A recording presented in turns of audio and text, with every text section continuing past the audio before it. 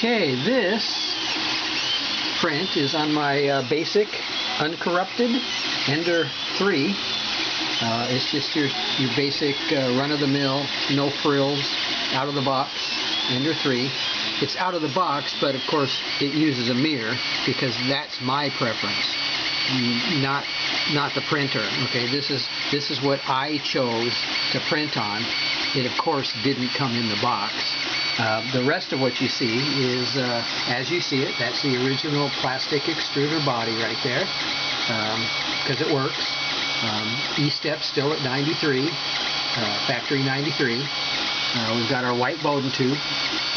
We've got the basic hot end right here, because really all that's required to get filament from here, through here, down here, and onto the bed is right here. It's like 1, 2, 3, A, B, C. Hey, there you go. 3D printing at its simplest, basic. Okay, so there's no reason to reinvent the wheel here. It's a fully functional wheel. This is my print surface, as I mentioned earlier. It is indeed flat, and being flat means that I don't have to add any kind of electronic probe or gizmo here on the side here, because it just gets rendered useless. If you have a flat surface to begin with, then any kind of electronic gizmo is non-functional, because there's nothing to compensate for, right?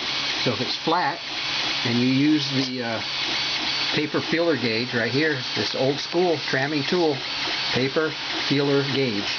This sets up the distance between the print surface and the nozzle. That's it. It's pretty basic, pretty simple. And being that it is flat, then an electronic gadget here has nothing to compensate for any highs and lows, because we're starting out with a flat surface. Again, it's printing 101. We have our original knobs, original springs, original extruder, original hot end, original firmware, original print surface itself, the carriage right there. Of course, I could be printing on cardboard if it would work, because that's my preference. It has nothing to do with how the printer prints. It will always print the same way it was set up.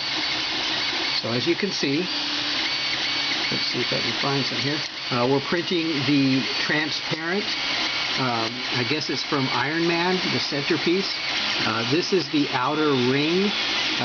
I'm going to be printing, or it's on another printer, printing the middle part here, the centerpiece, separately, so that while both of these are printing at the same time, it saves me printing time in a day, right? Getting two things done at once.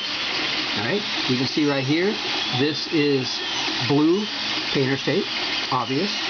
No Elmer's glue right there. You can see it for yourself. No warping, no print leaving the bed. And within, let's see, another 20 minutes, it should be done. But you can see for yourself, it is transparent, translucent, or whatever it is. There it is. It's turning out really nice. Light will shine right through that. LED light, of course, will glow right through there, as it was intended for. I don't know if you can kind of see that right there. It is glowing because of the LED. Yeah, so it's another perfect print. Another one to add to my ever-growing collection of STL files printed successfully. So if you set your printer up properly, somewhat like you see here, then it has to print. It has no choice.